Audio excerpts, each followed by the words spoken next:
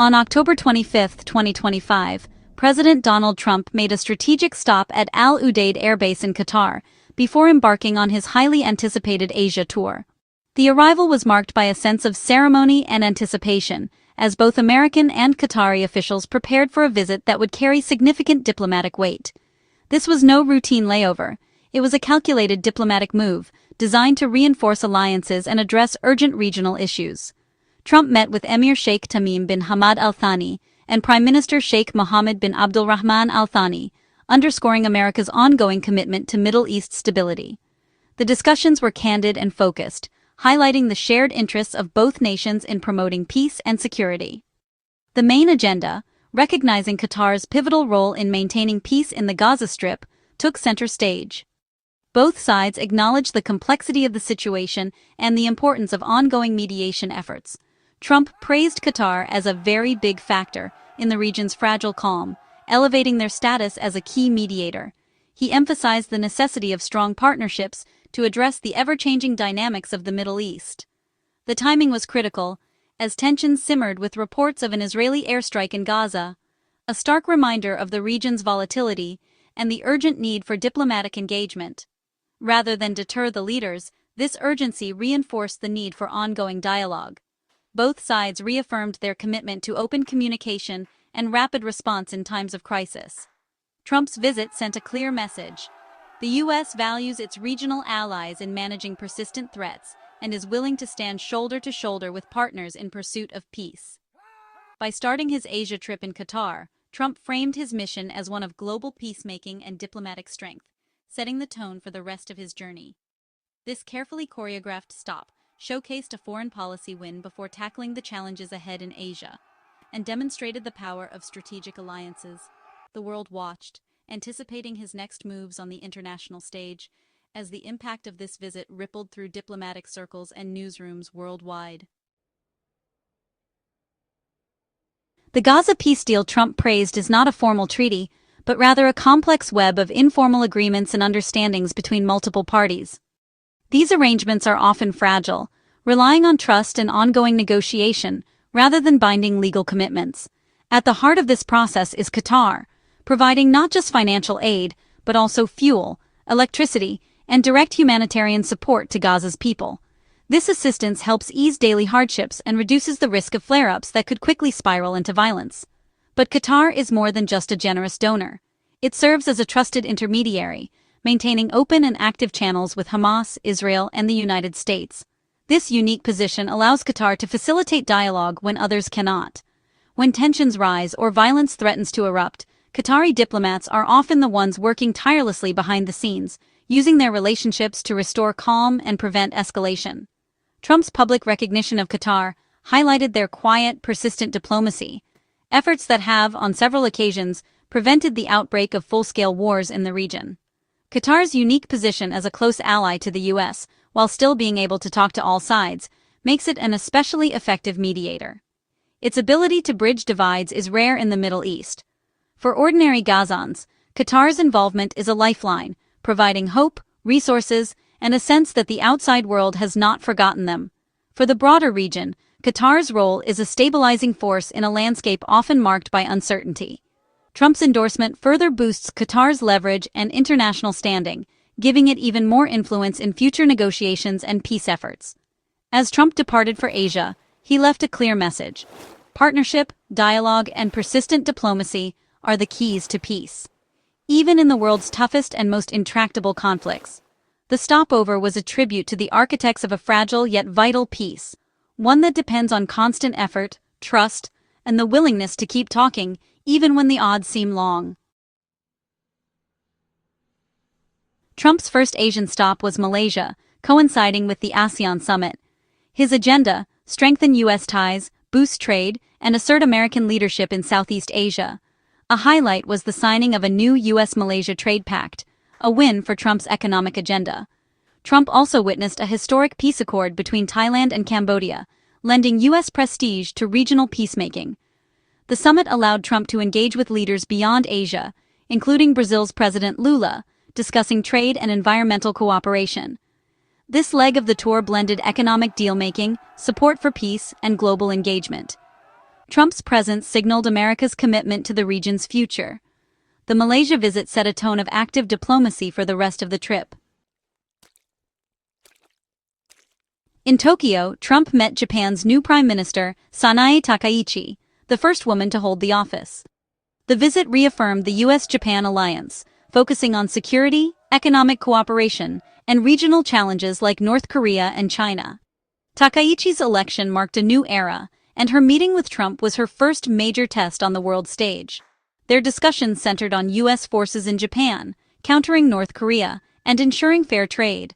The symbolism was powerful. Two leaders, one historic meeting, setting the tone for future cooperation. Trump aimed to build a strong rapport with Takaichi, ensuring continuity in a critical partnership. The world watched as tradition met progress in this pivotal alliance. Success in Tokyo was crucial before Trump's high-stakes meetings in South Korea.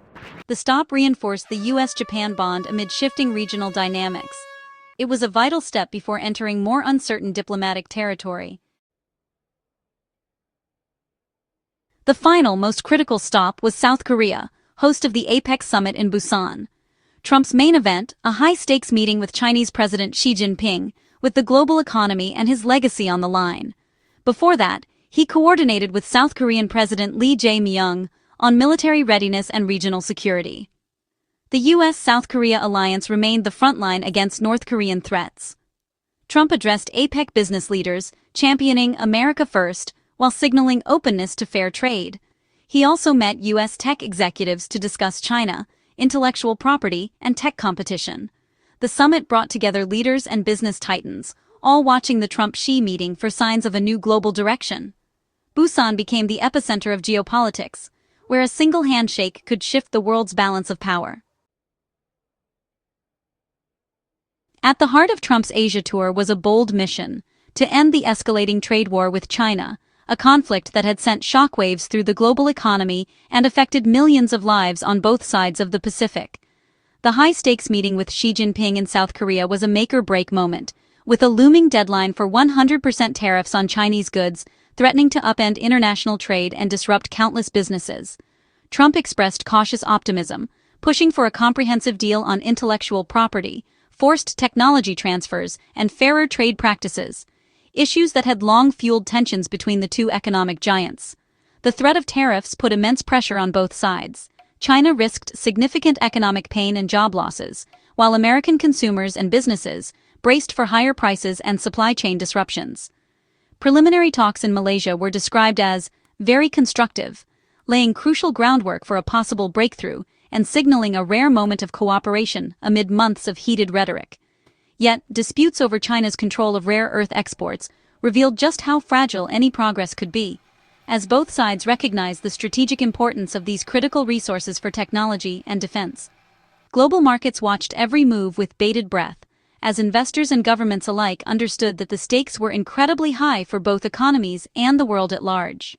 Beyond trade, Trump pressed Xi on the urgent issue of fentanyl, demanding tougher action against the deadly opioid crisis that was devastating American communities and straining public health systems. The talks carried real humanitarian weight, linking economic negotiations with public health concerns and highlighting the interconnectedness of global challenges. Success would mean not only economic relief for businesses and workers, but also a significant step forward in fighting a deadly epidemic that had touched countless families. As the world watched and waited, the question remained: would Trump's high-stakes gamble with China ultimately pay off, or would the risks prove too great to overcome? While China dominated headlines, North Korea loomed as a major wildcard. Trump signaled openness to meeting Kim Jong-un for the first time since 2019, sparking global speculation.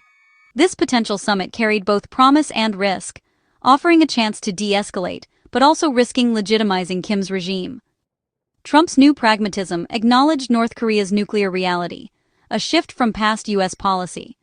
Reports suggested Kim might meet if the U.S. dropped demands for total denuclearization, a major concession. Supporters saw dialogue as the only path to peace.